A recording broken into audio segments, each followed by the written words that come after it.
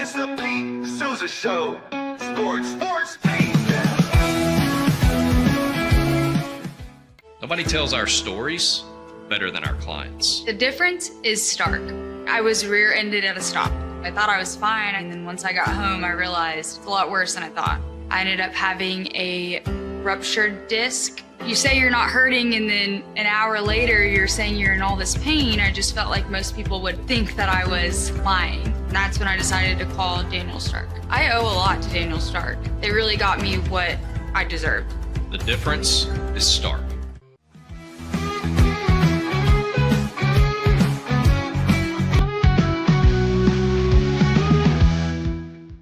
We definitely love our relationship and love Extraco. It's been an amazing experience.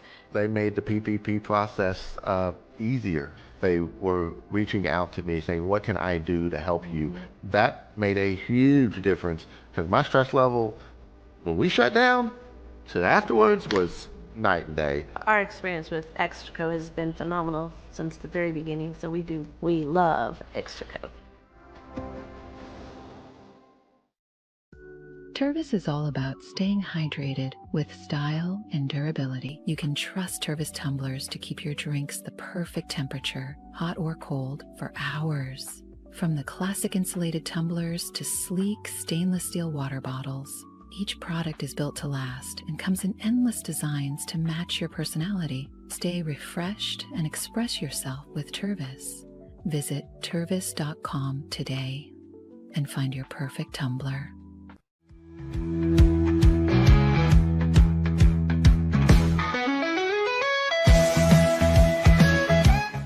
Since our founding, we've been revolutionizing hair removal with cutting-edge technology and a commitment to empowerment. The U-Like Air 3, launched in 2023, ushers in a new era of sapphire ice cooling technology, offering nearly painless hair reduction in just 3 weeks. Experience the future of hair removal today at ulike.com, because at Ulike, beauty is about looking and feeling good. That's ulike.com. Ulike. With Ease US, make studio quality voiceovers for your videos online in over 149 languages and dialects, featuring 468 natural AI voices. Customize the volume, mood, and pauses to perfectly match your content. Plus, capture high quality videos with no watermark. Record your screen, webcam, and voice, and save them instantly to your computer. Never been easier to create professional grade videos and voiceovers. Try it today at easeus.com. That's EASEUS.com. Ease US.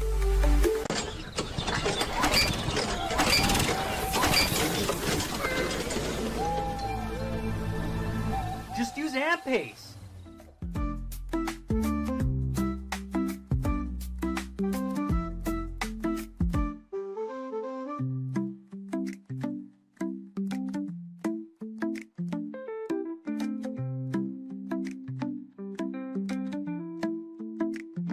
AMP-Pace.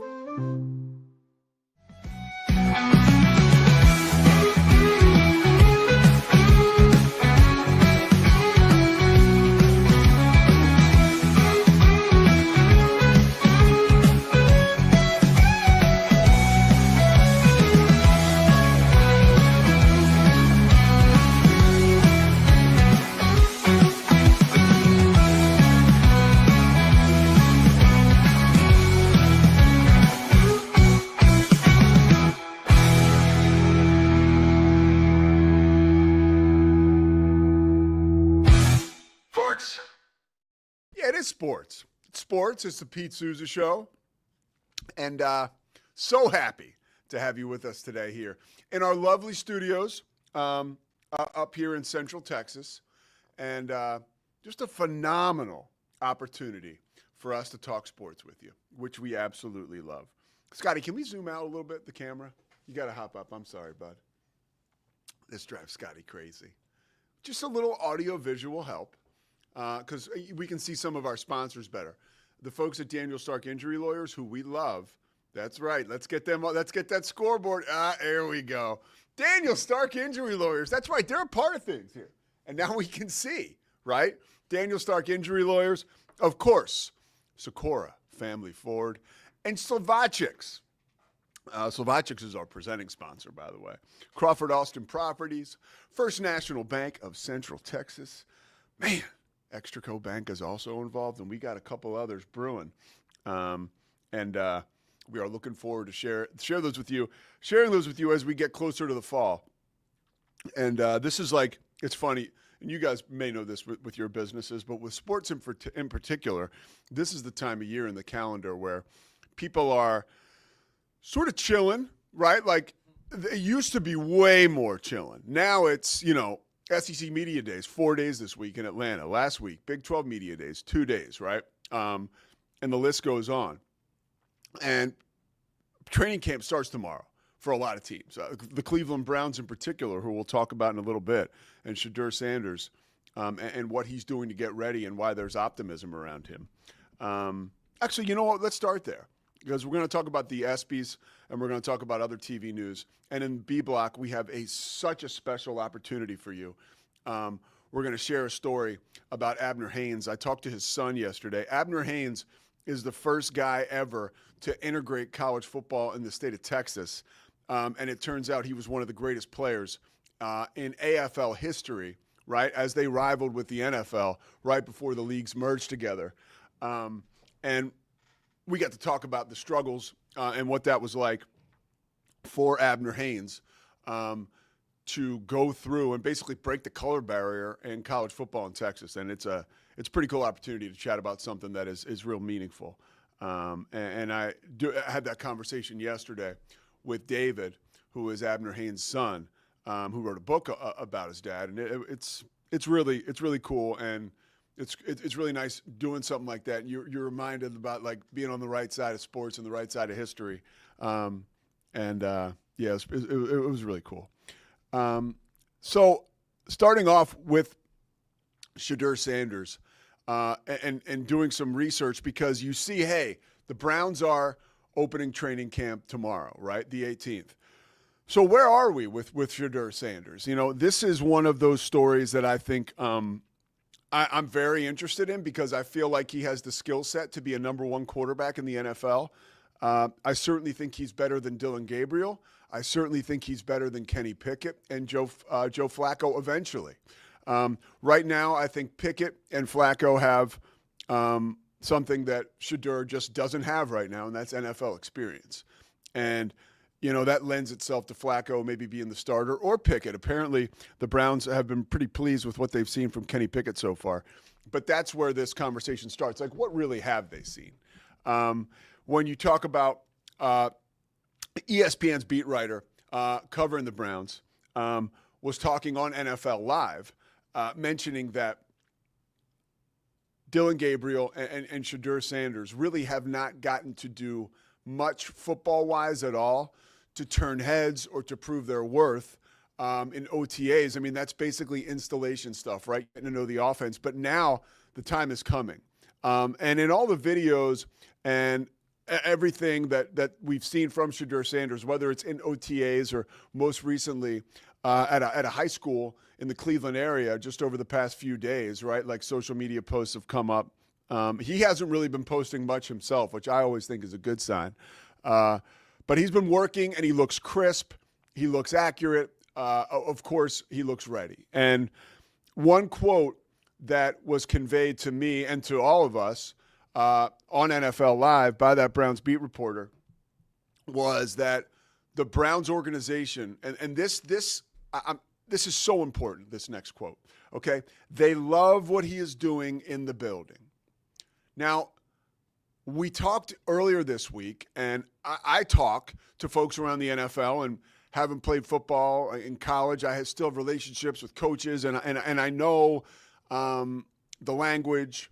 And when you hear things like we're pleased with what he's doing in the building, that means he's showing up early, he's staying late, he's watching a ton of film, he's putting in the work. That's, again, it's a tough example, but like that's the exact opposite from what we were hearing about, and speaking of the Browns, from someone like Johnny Manziel, right? Like, or from somebody, who was the guy now? It's in my head. Purple Drank, LSU, Raiders, first pick of the draft, Jamarcus Russell, right? Like a guy like that, they literally sent him home with a playbook and they put like a CD in the middle of the playbook that he was like supposed to discover and comment on. And of course, he didn't open the playbook, so he didn't even mention the CD. Like, there's many stories like that about young quarterbacks that are extremely talented coming into the NFL, where they just don't do the work, right? TNT, a coach I used to say, takes no talent, right? Takes no talent to show up early and to stay late. Oh, by the way, though, Shedeur Sanders does have a lot of talent. And that was another thing. Very impressed with his accuracy. The Browns organization had spoke about that. So, speeding tickets be damned. Okay, forget about that. We've moved on, right? As long as there's no more of those sort of dust ups off the field. But Shedeur Sanders seems committed, which of course he should be. He's a professional, but he also just seems to have that eye of the tiger, and he's taking care of the little things that will put him in position to be a productive member of the quarterback room for the Browns this season. I think he should start if he plays to his capability, right? If he plays up to his potential and handles what he can handle, controls what he can control. I really believe the circumstances will provide for an opportunity for him. And I also believe, having watched him over the past 2 years in the Big 12 as closely as I've had the opportunity to do so, he'll take advantage of those opportunities when he gets them. So I'm super interested to see what happens with Shedeur, but I feel like everything is in place for him to make an impact there. One more quote I wanted to share with you guys about worst case scenario for Shedeur, right? Let's say that he has a terrible camp on the field and he loses out on a quarterback competition that's about to take place with Dylan Gabriel, Kenny Pickett. I don't even include Joe Flacco in that because Flacco is, I think, head and shoulders above that group going into the season as the odds-on starter, in my opinion. But I'm not there. But here is, if worst case scenario were to happen, right? And Dylan Gabriel gets that third spot, and Shedeur is the odd man out. When it is time to play, it's time for me to play. This was a quote by Shedeur, right? When it is time, I'm sorry. Let me read the quote. This is not the quote I wanted to read. Okay. This is the quote from The Insider that was on NFL Live, who covers the Browns. If Gabriel does beat out Shedeur Sanders, it's believed he will be traded rather than cut. So that's interesting, which opens up a whole nother can of worms, right? Like, okay, does that mean, like, would the Cowboys trade for Shedeur, right? Like, oh, man, like, it's almost like a whole nother draft process. Now, obviously, it'll come without the fanfare, and it'll be probably, a crawl at the bottom of your screen when you're watching an NFL training camp or a preseason game this year. But if Shedeur gets cut, he's more like, if Shedeur doesn't get that third spot, he's more likely to get traded than cut, which I find interesting. But here's a quote we'll wrap it up with from Shedeur Sanders. When it's time for me to play, it's time for me to play. But I'm not looking too far into the future. I'm focused on small things, and over time, big things can happen. I mean, not only do we get confidence and poise, we get a fortune cookie, right? I like that last part. I'm focused on small things, and over time, big things will happen. I like it. A little cliche, but I like it. I'm in on Shedeur as we head into training camp, which is like, I really am rooting for this dude. So when I hear stuff about the speeding tickets and when I hear sports radio talk about, let's listen to him talk about actually being sorry about the speeding tickets when it's obvious he's not sorry, let's put that behind us. Let's get to the field, right? Which is where we're headed. Okay, ESPYS last night, off the field. Wow. Absolutely unbelievable. And there's a lot of stuff going on here in society. And I felt like, and in the TV world. And last night, this ESPYS monologue by Shane Gillis and some of the jokes, I feel like was a touchstone to change right now in America, in society, and in a lot of the stuff we consume content-wise. And we'll just start with Shane Gillis, right? We're worried if we play some of the jokes, we'll get flagged and they'll take them down and we won't make any dough around here, and that's important. He began, okay, with one of his most subtle jokes. They show SGA, and he says, SGA is here. Everybody sitting around him is in foul trouble now. That's great, right? Because he was labeled the free throw merchant. Okay. Then the Caitlin Clark. I don't even want to read the second one, but I got to read the first one because this was, I thought, great comedian. What is he? He's self-deprecating, right? And Shane Gillis is that. Here's the joke. Caitlin Clark and I have a lot in common. We're both whites from the Midwest who have nailed a bunch of threes. I mean, that was really good. That was really good. And then he had another one, which I thought, honestly, I got uncomfortable with this. I didn't love it, but it makes people feel awkward. It is a joke. That's the one thing. Like, these are jokes, guys, especially coming from Shane Gillis. He is not anyone who is like trying to incite any movement either way politically. He's just trying to make you laugh, and he's being honest, right? When Caitlin Clark retires from the WNBA, she's going to work at Waffle House so she can continue to do what she loves most, fist fighting black women, which, like, the reaction to that was, it was like, people were a little shaken up. Let's get into another one. I like this a lot because, again, this is a joke for everyone. Aaron Rodgers did not take the vaccine because he predicted it would be bad for him. And then he joined the New York Jets, which is great because we know that was bad for everybody. He couldn't predict that, could he? I think, and I think Shane followed up saying that. This was one that hit close to home, especially for your host of Inside the 12 for the Big 12 Conference, someone who certainly has their eyes on the Big 12. By the way, that show is going to start up again in about 5 weeks with an hour show, which you can find this material and this content in all of your Big 12 television markets and on the Big 12's YouTube page. We started off talking about Shedeur Sanders. Here's the joke. Shedeur Sanders had his jersey number retired at Colorado this year, and people are saying it was because of nepotism because of his father, and it's not. It's because he went 13-12 over his career and almost won the Alamo Bowl. I mean, it's great. I'm sure guys like Chad Brown and Eric Bieniemy and like old school Colorado guys who were kind of like, yo, where's the love for our team or our guys who played for Bill McCartney and won a national championship? This is like a couple months too late. I think if Gillis had just fed those guys this line, they could have just dropped that and it would have been over, right? It could have napalmed the situation because I'm going to read it again. Again, we started talking about the love we have for Shedeur, but here it is. Shedeur Sanders had his jersey number retired to Colorado this year, and people are saying it was because of nepotism, because of his father. And it's not. It's because he went 13-12 over his career and almost won the Alamo Bowl. I thought that was tremendous. And then he did, which I can't do, but his Trump impersonation is like getting better and better and better. And he tells these stories which are so honest. He talks about being at the Super Bowl and getting into Donald Trump's box and taking a picture with Donald Trump, putting it on social media and getting crap for it, And he kind of was like, hey, it's the president, And he plays himself off, Gillis does, as such a simpleton, right? But who's very honest and is altogether maybe not that smart.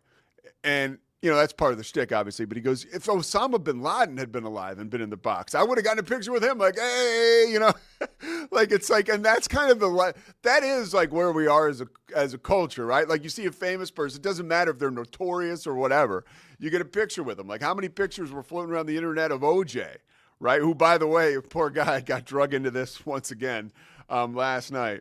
We won't do that joke though. That's a little too much even for here. Here was a Trump joke he had, though, which I thought was pretty damn funny. Donald Trump wants to stage a UFC fight on the White House lawn. The last time he staged a fight in D.C., Mike Pence almost died, which was like, wow. But again, equal opportunity offender, right? One joke that I thought was like very funny, but almost like too it was almost too deep. I don't even know that Simone Biles got it. But here he goes. Simone Biles is 4'8" and has won 7 gold medals. She's short and has a lot of gold. When she isn't competing, she leads a quiet life at the base of a rainbow. Shane Gillis added, if you tell Simone a riddle, she can't answer it. She can't answer it. She has to give you all of her gold, right? Like she's a leprechaun, obviously. So this was a tremendous monologue, and I really haven't seen a ton of like backlash on it this morning. Swingler, what do you got? I see you leaning. I love when you do the lean in there. Thoughts on the Shane Gillis monologue? You didn't even share my favorite joke. The go whole ahead. thing. Go ahead. When he goes, by the way, 4-time WNBA All-Star Brittany Hicks is in the audience tonight. And I literally started scrambling. I was like, I don't know who that is. I don't know who that is. How do I not? By the way, as people applaud and cheer. Yeah. The whole crowd's like, oh, yeah. And I thought he might have, like, misspoken, like, oh, maybe he meant Brittany Griner. But they showed a young black woman on camera. They show this random person. I'm like, that's not real. And then he goes, ha, got you. Just goes to show you nobody watches the WNBA. That's so-and-so's wife or whatever. My friend, that's a friend of my wife. And let me tell you something, dude. I was 100% like, oh, wow, that's great. Like, I guess I don't know who this woman is. Like, I know it's not. I didn't fall for it, man. I was like, that's not real. Hook, line, and sinker, dude. Hook, line, and sinker. How awesome was that? That was my favorite moment of the monologue. Because, by the way, he sprinkled it into a bunch of other, like, acknowledgement of members in the crowd. Yeah, so it really did. It was kind of buried in there. And it was awesome. He was awesome. It was so clever. And he does have a way, although I'm sure he can be offensive to people. He has a way of being like, he's still so likable. I believe he is. Maybe some people don't find him likable. I do. Do you like him overall? I do. Yeah, he's funny. I think what you were tiptoeing around a little bit is a shift where there was a moment, and we've heard every comedian talk about this. Yeah. Not just conservative, liberal, whatever. Like, those words don't matter. Like we've heard every comedian talk about, it's been hard recently. Like, you can't talk about most things that you could traditionally make jokes about. Yes. And I think there's a shift back into what I would just call a healthy middle where, and it's like you said, we know Shane Gillis is he's not a bigot. No. He's not out to hate anybody. Like, that is very clear. Very from clear. his life. And honestly, I got to say, like, you know, ESPN, they were right. Like, we were ready for that last night. It's weird. Like, on the back end of all the stuff that we've been through, and a lot of it, right, like ugly political stuff, COVID, all of that took a real toll on America. And you know, we were beat up a little bit, right? Yeah. And I think there's been some healing. Not all the questions have been answered. Not all the problems have been solved, but I feel like we're getting back a little bit, just to a little bit more just love. A healthy equilibrium. And so the reception of a lot of athletes who can be a lot of times considered to be woke, you heard a lot of laughs in there. And it's so funny how many of them, by the way, are not. Oh, like most, like especially dependent on sport. Like, so here we go. So last night, this Shane Gillis monologue, you know, comes on the heels, right? This live monologue. I don't know how live it was, but pretty damn close. Comes on the heels of the news that Fox Sports is closing in on making a deal with Barstool, which would add Dave Portnoy to Fox Noon Big Kickoff, and would also add programming on FS1. And obviously, we know the news this week. 3 FS1 shows wiped out. You know, Joy Taylor and her show with Paul Pierce, which I watch that once in a while. Like, I just love Paul Pierce. And so he's always fun to listen to, but it was kind of like whatever. I didn't love the show. Joy Taylor is certainly very talented. And then the other shows, I didn't even really know what those were. Breakfast Ball, The Facility, I never got an opportunity to watch. I didn't watch. They could have been awesome for all I know. They were not on my radar at all. And we've seen this more and more lately overall in the world of television and broadcast. Like, these studio shows are high-value propositions for broadcast networks like Fox, like ESPN. And the unfortunate part, personally, about these shows getting whacked is that 70 to 80 people behind the scenes lost their jobs at Fox, which sucks, right? But it also gives you an idea into the money that's put into getting these shows produced, right? And the beautiful studios. And Fox has a ton of money, and they have never been shy to spend it.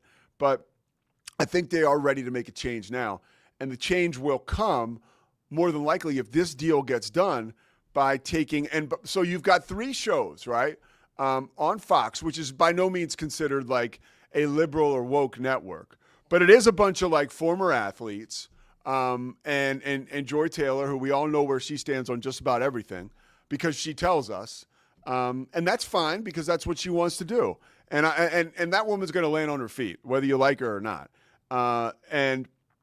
But they're going to replace those shows, right, with folks like Joy Taylor, with a bunch of white guys from Barstool, like a bunch of bros, right? Like, and so like to me, it definitely signals like a shift a little bit, just back towards the way it kind of was. And I'm not saying we need to go there. I'm not saying it's a destination for me, but it's very clear that we're seeing this circular move in society, right, where we're kind of going around again. And ultimately, I can predict, and I'm not Nostradamus, that will eventually go too far, right? Like Dave Portnoy and Barstool taking over a major cable network that is Fox. I don't know that that's necessarily great for the overall general public. I know it'll be entertaining. And I think Portnoy is not only super talented, but super smart. And Scotty, I'd love to get your opinion on this because I kind of know it already. But here, let me give you this point that I have around this situation and around Pat McAfee and Dave Portnoy and why they're more similar than they are not alike. And here's what I mean. They're both extremely charismatic, right? They're both electric guys on camera. They're very opinionated. Portnoy way more than McAfee, right? McAfee more wants to have a good time. Portnoy wants to be heard, and he does want to have a good time. But Portnoy is so smart. So smart. And look, I will say it again, like, watch your toes, name drop here. Like, I knew Portnoy when he was 19, 20 years old. Todd McShay, my roommate at Richmond, a guy who I worked with, a guy who's been on this show. Him and Portnoy grew up, both went to Swampscott High with another dude, Peter Woodfork, who works for Major League Baseball, is like running the show there. There's like this one guy, Traeger DePietro, is like one of the best artists in like the United States. Like, I don't know what was in the water. Todd Klein is running like a professional soccer team over across the pond. I think or maybe he runs that Tottenham Stadium. There's like 4 or 5 guys from that class that are like ballers, okay? And they were all super close. So like I said, I've gotten into Portnoy through McShay a little bit back in the day. I haven't seen the dude in literally 20 years, since McShay's wedding, like 15 years ago. But he was super driven, super cool, funny, always opinionated, like 100% not a bad guy. I haven't checked in with the guy over, many years, but like a good dude. So I don't think like Portnoy wants us to think that he's this loose cannon that will do anything. I can promise you he will be on his best behavior on the set on that big noon kickoff show at Fox, just like Pat McAfee is. Like, if you notice, Pat McAfee does have the Pat McAfee moments on that show where it's clear like he may sort of grab the reins and take over. But more often than not, he defers until it's his time. And when it's his time, he's such a performer, he's able to take full advantage of that moment. And I think Portnoy is very similar in that regard. I don't think he'll be out of line. I don't think he'll be showing up like drunk and on drugs. Like I just don't believe that. Now, Scotty, I know you don't think. You think that, or you have your own opinion. Let's just put it that way.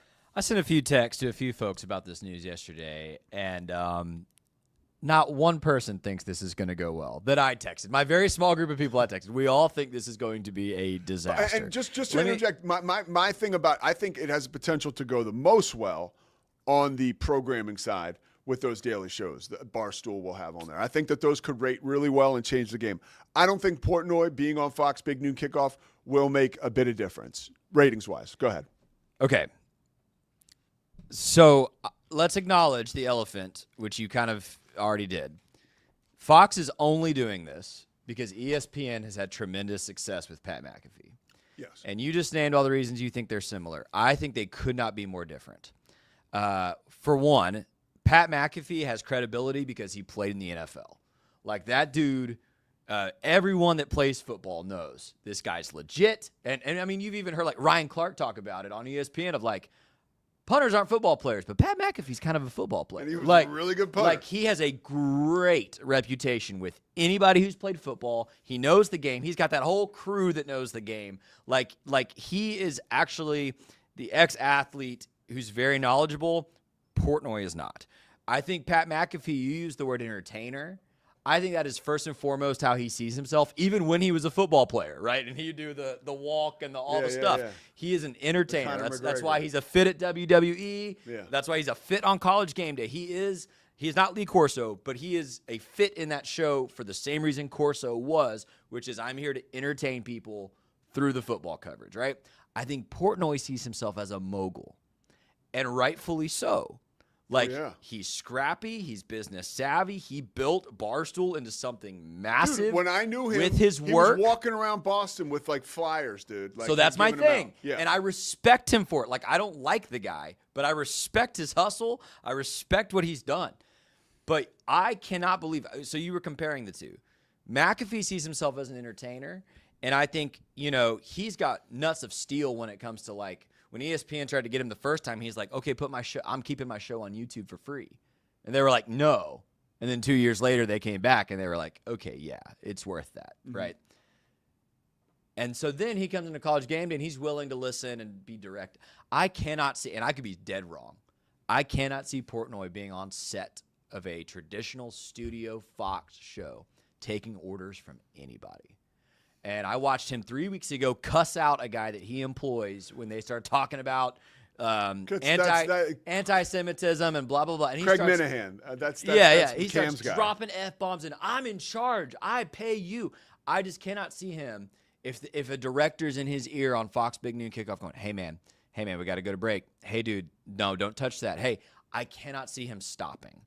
I just don't think he can. And I would love to be surprised. But I told you kind of in jest before the show, Reggie Bush might walk off that set week 8. Like, I just can't see how Portnoy is a team player in that environment. Now, if it was just let's buy 2 Barstool shows and put them on the network, I'm with you. Yeah.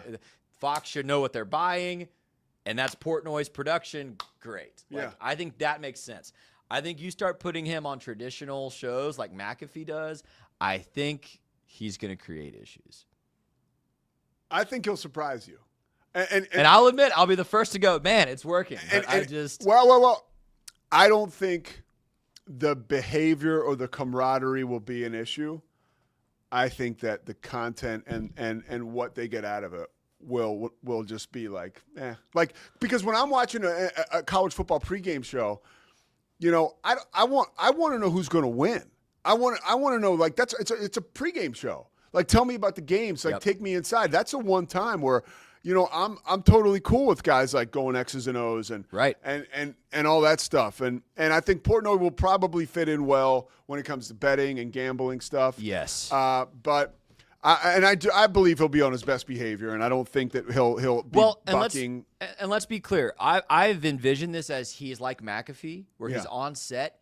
They might do something different. It might be that it's cut away to Portnoy on gambling or on the odds, cut away to Portnoy for this like goofy feature. Yeah. If it's that, I could see it working. Yeah. But if it's I'm going to sit on set with Reggie Bush and Matt Leinart and pretend like I'm a football analyst, he and Pat are different stratospheres, dude. Yeah. Pat did it. He has the respect of the guys that did it. He knows football. Yeah. I don't have that opinion of Portnoy at all. Well, and it's funny, right? Like we're seeing this happen where, like, for a while we talked about pregame shows. They're just lame. What's wrong? Something's happened. There's 9 guys on ESPN's basketball pregame show. Nobody can talk. It's like that's been the recurring argument for a while. It's been exhausting.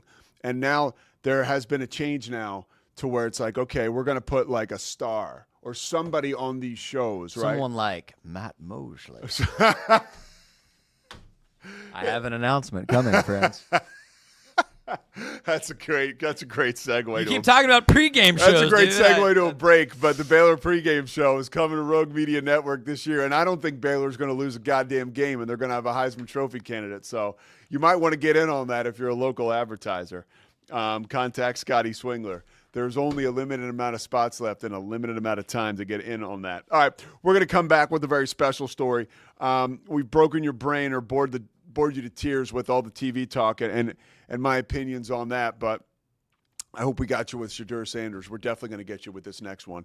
I'll come back. I'll set it up, but we're about to feature Abner Haynes, and he broke the color barrier in college football in the state of Texas. And he went on to become the best player, quite possibly in the history of the AFL prior to its merger with the NFL. He's a member of the Texas Sports Hall of Fame. We got a chance to talk to his son yesterday, who wrote a book about his dad. I'm telling you, we wouldn't be talking about this. We wouldn't be sharing it with you if it wasn't overwhelming and impactful. So stay with us. We'll be right back. Slovacics, thank you very much.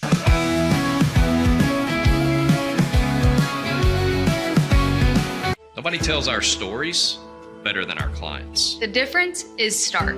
I was rear-ended at a stop. I thought I was fine, and then once I got home, I realized it's a lot worse than I thought. I ended up having a ruptured disc. You say you're not hurting, and then an hour later, you're saying you're in all this pain. I just felt like most people would think that I was lying. That's when I decided to call Daniel Stark. I owe a lot to Daniel Stark. They really got me what I deserved.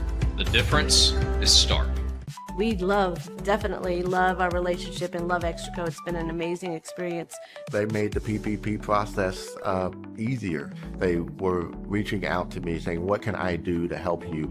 That made a huge difference because my stress level, when we shut down to afterwards, was night and day. Our experience with Extraco has been phenomenal since the very beginning, so we love Extraco. I don't know, if Bubble wasn't here, I don't know what people would be doing, like making PowerPoints or something. Bubble allows you to make it real and for it to actually work. So I feel like Bubble bridges that gap and being able to give people the opportunity to make their ideas come to life really quickly too. I love that I can sit down and build something the way that I think it should be built and have the control over it. Bubble turns ideas into fully scalable apps. Try Bubble today. Hi, I'm Jo from Face Theory. You're going to want to have a specific goal for your skincare routine. What do you want to achieve? Active ingredients are really strong, and if you're using too many at once, your skin can get overwhelmed. Don't overspend on products. Choose products that have scientific research behind them. At Face Theory, if you're not happy with a product, just say so, just give us a shout and we'll give you your money back, no problem. I know you're gonna love this Kodak Dot Plus printer. You guys just connect it to your smartphone and then you're gonna use the Kodak Photo Print app. It's going to print you a 4x6 photo. I am just in awe. I love how these turned out. Also, the printer comes with a free cartridge of 10 photo sheets. I can assure you, you are going to love this printer as much as my family has. You guys have to check it out for yourself. Streamline event and appointment booking with Amelia's sleek, modern, and fully customizable booking forms. Tailor the colors, fonts, and design to match your brand and seamlessly integrate with your WordPress website. Whether it's for events or appointments, Amelia makes booking simple, stylish, and perfectly aligned with your business. Enhance your booking experience today at WPAmelia.com. That's WPAMELIA.com. Amelia. When you learn a language with Babbel, you start a journey that takes you further and further. Anytime and anywhere you wish. It's easy and fun. Broadens your horizons and keeps your brain fit. A journey into new thoughts, new cultures, new adventures. So what are you waiting for? Start your journey with Babbel now. Go to babbel.com or download the app. BadCreditLoans.com is a pioneering service provider that has carved a reputation in the financial industry for its dedication to helping individuals with bad credit secure loans. By making timely repayments, borrowers can gradually repair their credit history, thereby increasing their chances of securing better loan terms in the future. BadCreditLoans.com serves as a beacon of hope for those with bad credit. Simple, fast, and reliable loan application process. And its commitment to responsible borrowing makes it a trusted partner in the journey towards financial stability.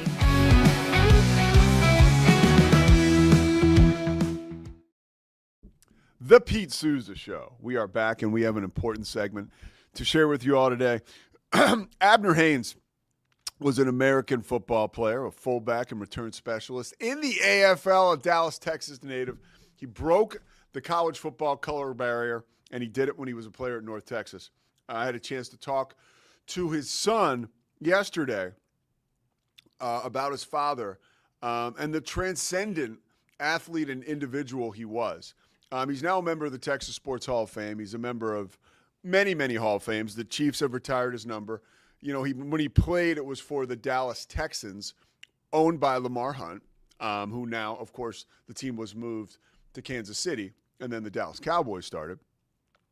But it's quite a story, and you know, there's a lot of heartbreak too, because there was such racism in the face of an individual like this who goes first, and there was a lot of pain, and there were a lot of struggles, and you know, all the way to when he got his scholarship to go play at North Texas, and he was going to become the first black player ever to play at the school. You know, the assistant coaches didn't even know. You know, the head coach knew and really hadn't told anyone. So when he showed up, Abner Haynes did, players were freaking out.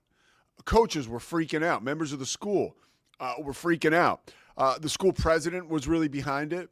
So every few days he would show up at practice and just kind of hang there to let people know, like, hey, this is my guy and this is cool. And one of the things I got out of this story, which was inspiring and almost makes you emotional, that because the attitude is so of gratitude, right? From Abner Haynes and from his son who wrote this book. And a lot of the discussion is about, you know, there were a lot of, I mean, for lack of a better word, just assholes and scumbags who tried to hold this guy down, right? Wouldn't let him eat at certain restaurants, right? You can't stay at certain hotels, like just stuff that makes your skin crawl and really makes you sad, makes you want to cry when you think about what these guys must have had to go through. But there's a lot of mention when you talk to Abner Haynes' son. Of course, Abner passed away last year, basically a year ago today, actually. So 1 year he has been gone officially today, July 17th. There were so many significant people, white people, obviously, people who were not of color, who had the opportunity to move this guy forward and to support him, who were there for him. You know, and so rather than focus on all the racism and all the horrific things that happened to his father, and his father was the same way, according to his son, he spent a lot of time mentioning and celebrating the folks who were so close to his dad and who lifted him up, right, in times of struggle, and told him, hey, we're going to do this. You're gonna be a black guy playing in the AFL. You're going to be a black guy. We're taking you on this trip. And if they don't want to send us, or if they don't want to allow us to stay at a certain hotel, like, we're going home. But let's hear it from King David Haynes himself, who wrote the book on his dad. And the book is just amazing. But let's listen to this. I had heard that Hank Stram loved this guy. And the more and more I read, I came to find that was absolutely the truth. And I asked him about that. So let's take a listen to that clip. Done. How about playing? You mentioned Hank Stram. Hank Stram, the quote was talking about Abner. He says, he was a franchise player before there were franchise players. And coming from Hank Stram, that's the ultimate compliment.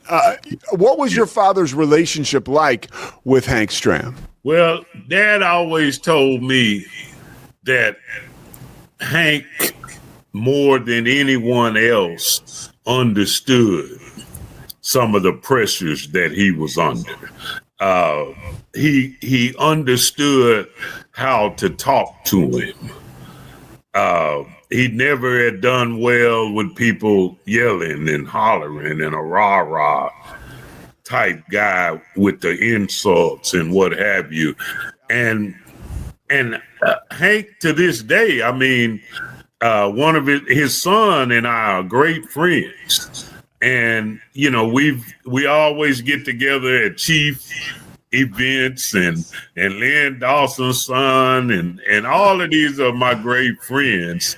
But he was special. He was the one that you know, looked out for Dad, you know, like beneath the surface. And he wouldn't let him get caught in the wrong situations. They had a wonderful relationship, and it just got derailed by the overall, you know, the things that were happening that became too overt for my dad to handle anymore as he, you know, became a grown man with a wife and kids, and you still want me to go on the other side of the sidewalk, you know, and I don't feel like I'm any less than anybody else. But Hank and he and my dad had a wonderful relationship, always did. And even when the Chiefs traded him to Denver, you know, it wasn't because Hank Stram wanted them to.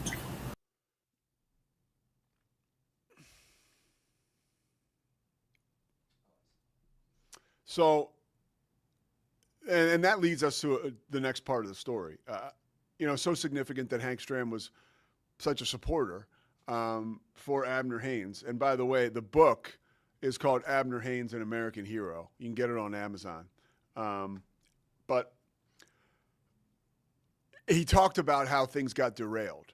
Lamar Hunt was the owner of the Kansas City Chiefs. And by all accounts, Lamar Hunt was really, really good to Abner Haynes. But when, you know, the shit hit the fan, there was some separation there. And the shit hit the fan at the AFL All-Star game, which was scheduled to take place in New Orleans, Louisiana.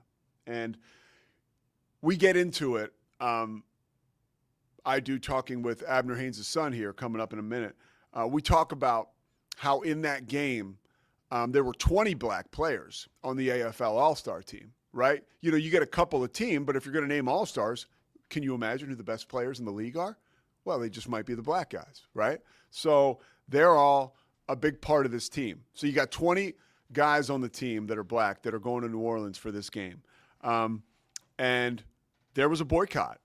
And let's listen to this conversation about that boycott and really about what happened to Abner Haynes on the back end of that boycott. Take a listen. And my dad was already looking at it. He could see that he had ruffled feathers by them having that boycott in 1965 at the AFL All-Star game. Yeah, so let's talk a little bit about that, because that's not something I want to go over. That's a huge part of your father's life, of the book. Yeah. Take us inside that situation. Well, in 1965, there were a lot of big cities that didn't have football teams. New Orleans, Charlotte, Tampa, there was no teams there. And Mr. Hunt was marketing, and they would play exhibition games in cities that didn't have a team to, you know, kind of, you know, get the fans before the NFL did. And that's why they were playing in New Orleans that year. And it was just a nightmare.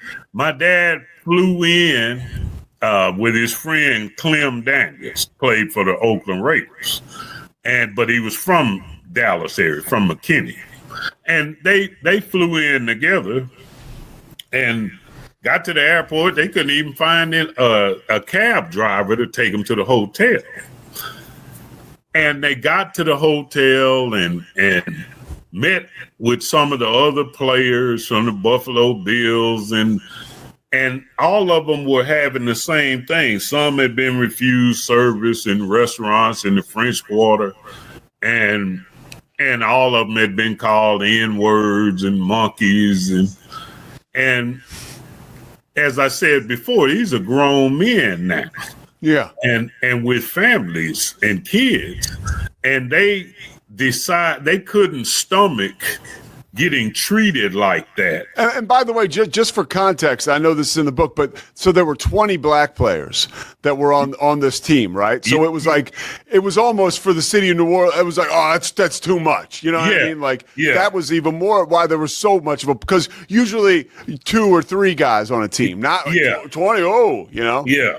And exactly.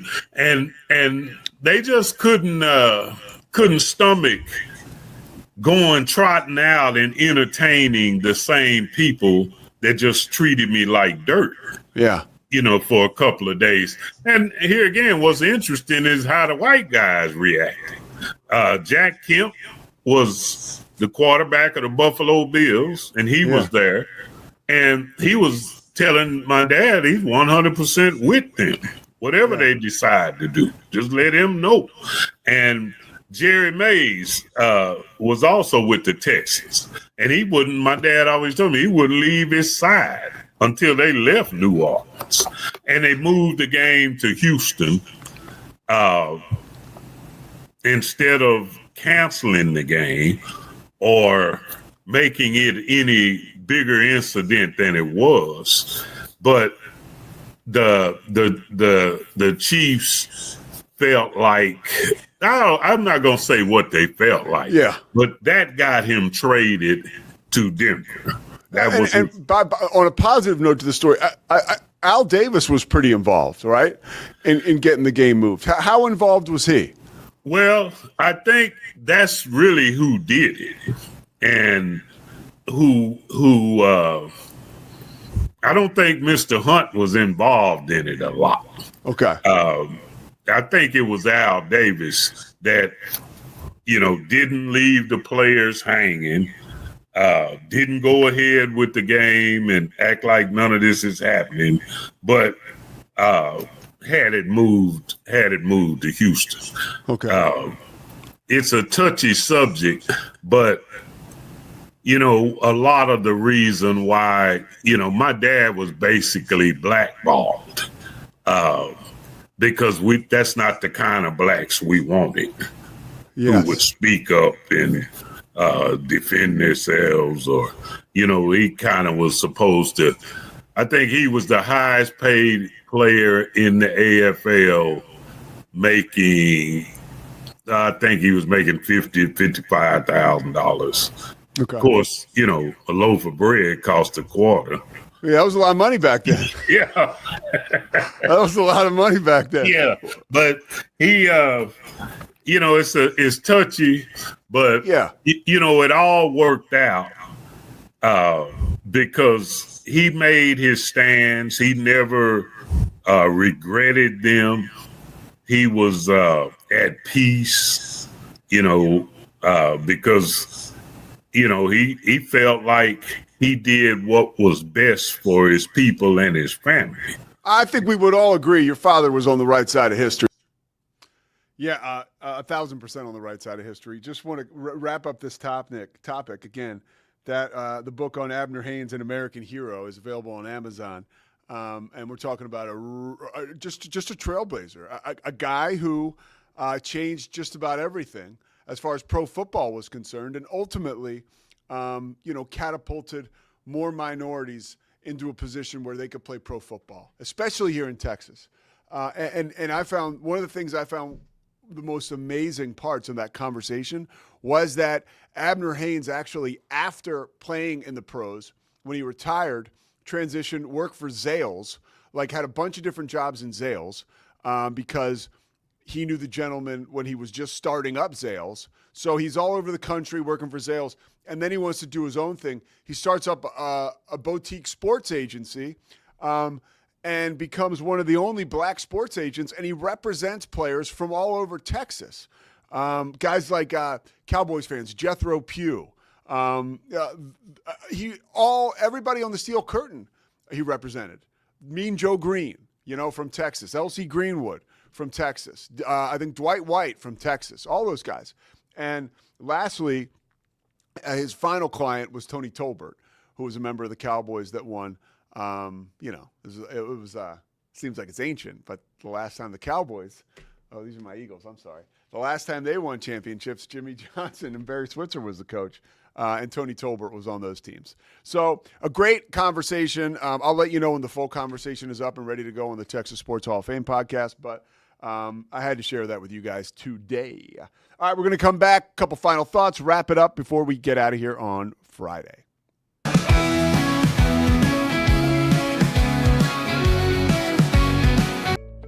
Did you know nearly all stock price changes of 10% or more result from a single news headline? These news catalysts create trading opportunities every day. All you need is a little help to reach out and take them. It doesn't matter if your investment budget is small or big. All you need is Benzinga Pro and its powerful news alerts, price tracking, and portfolio monitoring. Subscribe now, and we'll skyrocket your portfolio today.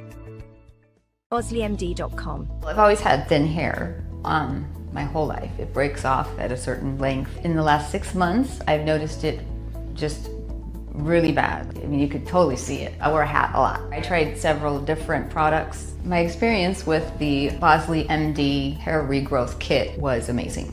It was easy to use. It let me take off my hat. I could go in public and have my picture taken and feel normal again.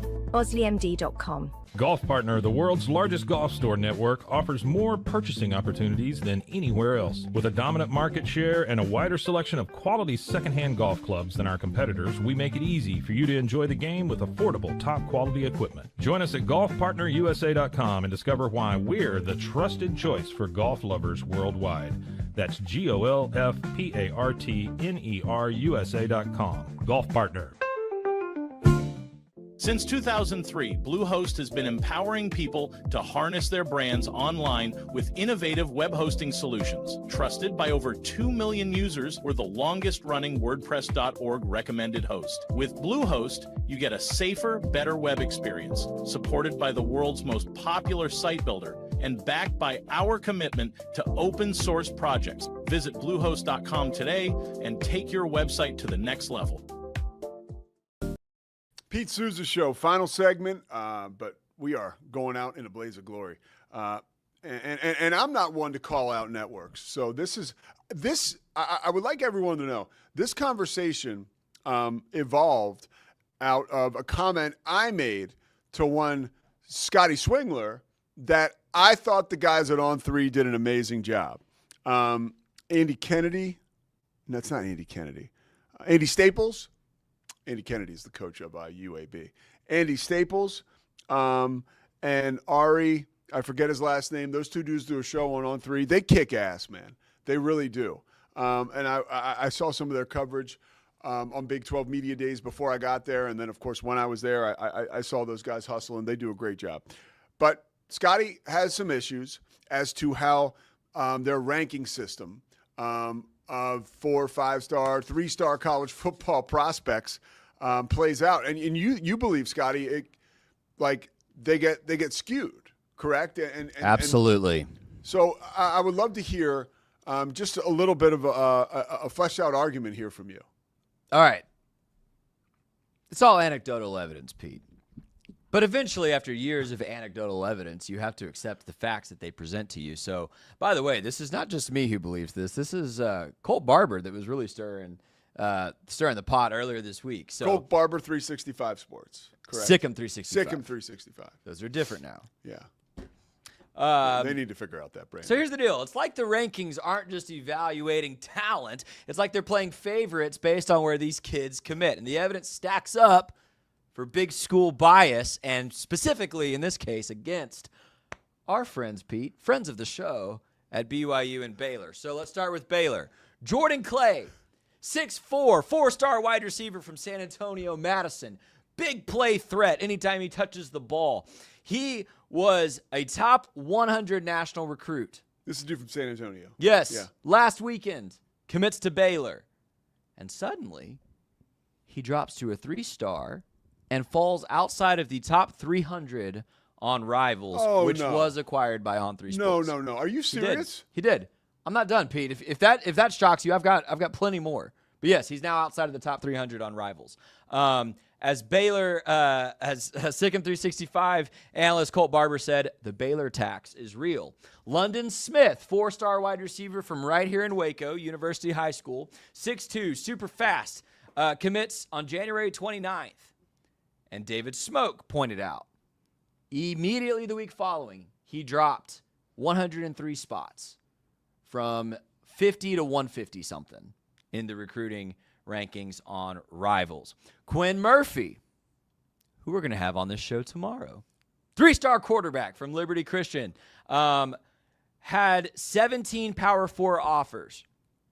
But after committing to Baylor in August, he has not been able to get beyond the 75th ranked quarterback on Rivals with unexplained drop-off. Okay. Well, okay, that's not a great one. Go ahead. That's your worst one so far. Keep going. Okay, but there's a couple of those. Honestly, let me just say, a couple of what you have told me so far are absolutely appalling. Here's the worst one. Keep going. Here's the worst one.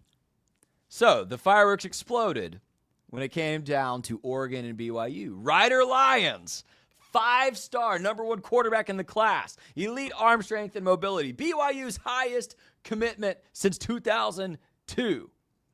Went from being a top 10 overall prospect to number 53 overall. He has dropped from being a 5-star to a 4-star. Meanwhile, Bryson Beaver, the quarterback who was previously a 3-star and the number 71 quarterback, flipped to Oregon when Lions committed to BYU. And suddenly he rocketed to number 44 overall, the number 5th quarterback in the class, 1 spot above Ryder Lyons. Terrell Williams on X mocked, how much is Oregon paying them to drop Lyons and elevate Beaver? Dude, that is complete BS. Yes, it is. I mean, that's, and honestly, like that, what you illustrated there, outside of the Murphy, I don't think that's as bad. I'm offended. But the first dude, here's what pisses me off, okay? And this is why I'm starting to get excited, okay? Because one, how can you drop a kid when they haven't played significance when they haven't played a game? They have not played another snap of football. Did the first guy you mentioned, did he walk in front of a bus or something yesterday, and now he's out for the year? Jordan Clay, no. Okay. He is still 6'4", and he was when he committed to Baylor last week, and he was the number 4 wide receiver in the nation. Yeah. So here's another thing, okay, which I don't know enough about, but I would have to believe that somehow, some way, when these rankings are dropped, right, or are just held down, right? We're holding these guys underwater. And the reason I say underwater and holding down is because the higher the star in the ranking, I would imagine the more money you could make NIL-wise, which is where this becomes a real crappy deal. Because, again, it is a orchestration, not even, I don't want to say orchestration, but it's a sign that, like, the old good old boys network to favor the SEC and the Big Ten, I mean, God forbid coaches recruit on this and say, hey, dude, just so you know, like, not only if you go to BYU instead of coming to Oregon, like these ranking companies, they see just hear me out, but like they see BYU as a place, like they don't respect it enough. Your ranking will drop, and that could affect your ability to make money in legitimate NIL deals. Like, yeah. Do you see what I'm saying there? I do see what you're saying. I think fortunately, Jordan Clay, it's not like Jordan Clay, Baylor was his biggest offer, and then he dropped like so much. Like he picked Baylor over Oklahoma and So like he had that offer. Like he had that SEC offer. But he didn't take it. Oh, I know. But So now he's getting screwed. So if he went to Oklahoma, his ranking would have stayed high. Right, but like I would hope he dropped a star. Well, Ryder Lyons dropped a star. Okay. Yeah. But I would hope Ryder Lyons committed to BYU with an understanding of what he was going to get paid, and that's not going to change. Doesn't matter. That's not going to change just because you drop a star. But it is crap, and it Colt Barber got into it with the guy specifically about Jordan Clay. He was like, Colt, these rankings were done weeks ago, blah blah blah. But it was like, bruh. So he talked to a guy from On3. They went back and forth briefly on X. I would love to have one of the guys on. I mean, they're somebody from Rivals. Yeah, I mean, just to see they're what they're the same now, but. We should ask and have one of the guys on. You know, we come in peace, dude. But I'm curious. I always come in peace. I'm not looking to blow anybody up, but you could see like viscerally like that kind of bothers me. I don't like people playing God. I think that's kind of And I don't like. Look, man, you can punch up all you want. I don't like punching down. I don't like. Hey, let's make sure that we take care of our, SEC and Big Ten schools, right? And totally the Oregons because they got a shitload of money. Totally agree. And it would be one thing, by the way, if this was just a Baylor thing or just a Colt Barber. Like, Colt Barber just covers Baylor. It's like, that's one thing. But, like, when David Smoke, who's a Hall of Fame member of the media now, is like, this is crap. And when you look up and it's like, oh, here's Oregon quarterback who was ranked very low. Here's BYU quarterback who was number 1 in the class at one point. And now we're just going to go the week after they both commit. What does Toll think of this? Right. We got to talk. I don't know. We should ask him. All right. This chapter has not been glad closed. I could stir the pot. Yeah, no, great job, Scotty. Another great segment produced by Swingler. That's super annoying. If everything Scotty said is true, but maybe I should take that with a grain of salt. No, we trust Scotty. I did have assistance from who? Grok. That's I don't understand all this Grok but stuff. Grok was combing the tweets where I first saw all this. So what is Grok? It's Twitter's AI.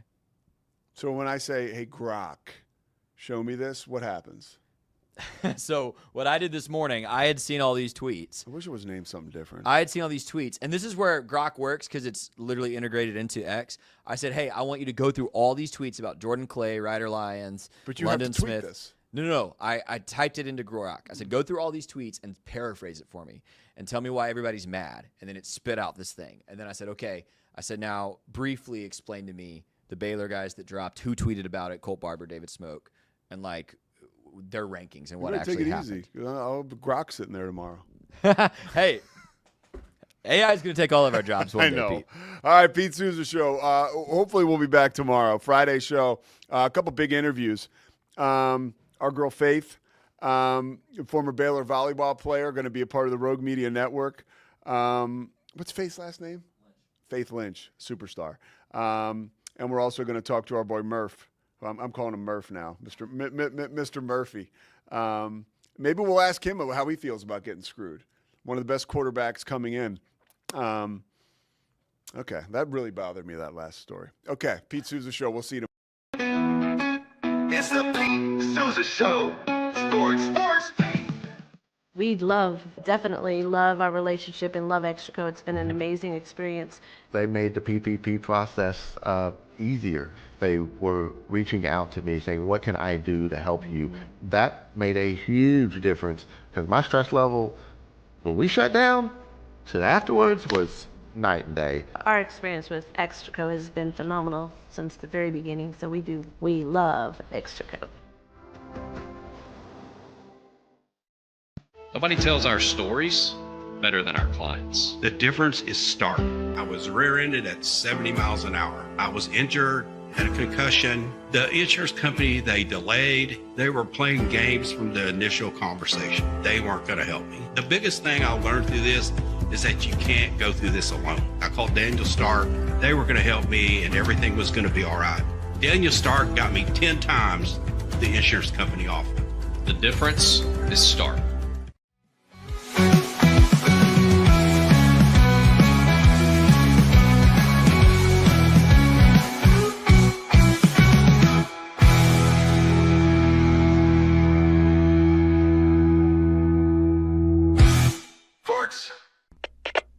We are Rogue Media Sports.